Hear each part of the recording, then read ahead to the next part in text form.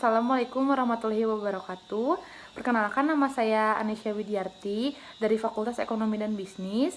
Di sini saya akan mempresentasikan hasil penelitian saya yang berjudul Analisis Perbandingan Pembentukan Portofolio Optimal dengan menggunakan model indeks tunggal dan stochastic dominance saat pandemi COVID-19.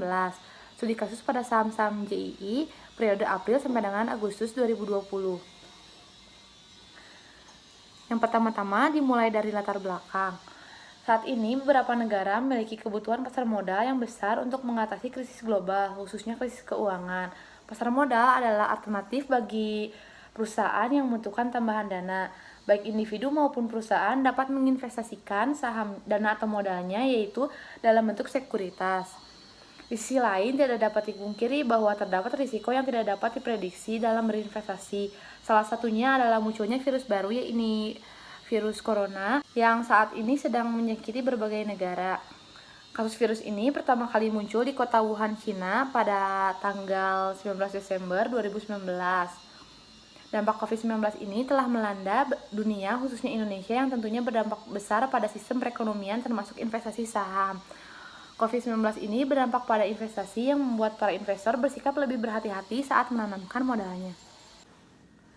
Rumusan masalah. Yang pertama, ada bagaimana hasil pembentukan portofolio optimal saat pandemi COVID-19 yang terbentuk pada saham-saham JII dengan menggunakan model indeks tunggal.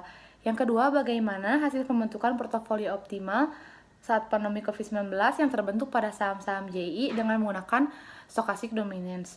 Yang ketiga, apakah terdapat perbedaan pembentukan portofolio optimal antara model indeks tunggal dan stochastic dominance kepada saham-saham JII. Hasil dan pembahasan. Yang pertama, model indeks tunggal. Di sini dari 23 populasi saham terdapat 20 saham yang masuk ke dalam kandidat portofolio optimal. Dan yang memiliki ERB paling besar yaitu BTPS dan ERB terkecil yaitu ICBP. Sini dapat diketahui expected return portofolio optimalnya yaitu sebesar 10,77%. Dan risiko portofolionya sebesar 0,021%.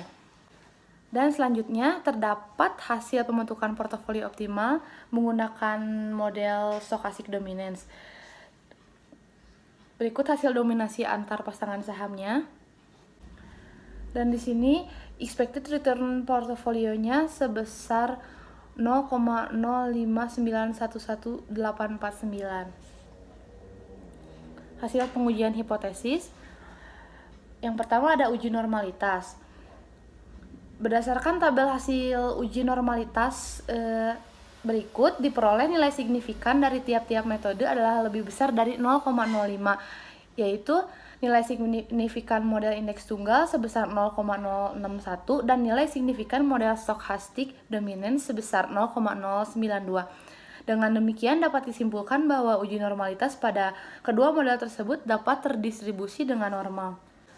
Selanjutnya ada independent sample t-test. Berdasarkan hasil output diketahui nilai T hitung adalah sebesar 4,839 dengan tingkat signifikan sebesar 0,05.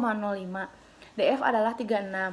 Jadi dapat disimpulkan bahwa dengan tingkat probabilitas sebesar 0,000 yang artinya lebih kecil daripada 0,05, maka H0 ditolak dan signifikan karena memenuhi probabilitas sebesar 0,05 yang artinya terdapat perbedaan hasil yang signifikan dalam pembentukan portofolio optimal dengan menggunakan model indeks tunggal dan model stochastic dominance pada saham-saham JII periode April sampai dengan Agustus 2020.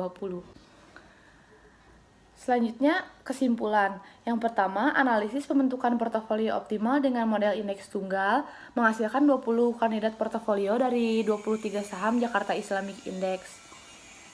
Kandidat saham dalam model indeks tunggal adalah saham-saham yang punya nilai ERB lebih besar daripada CI.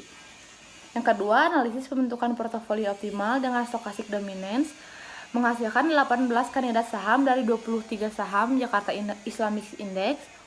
Kandidat saham yang termasuk dalam portofolio optimal merupakan saham-saham yang memiliki dominasi dibanding saham lain.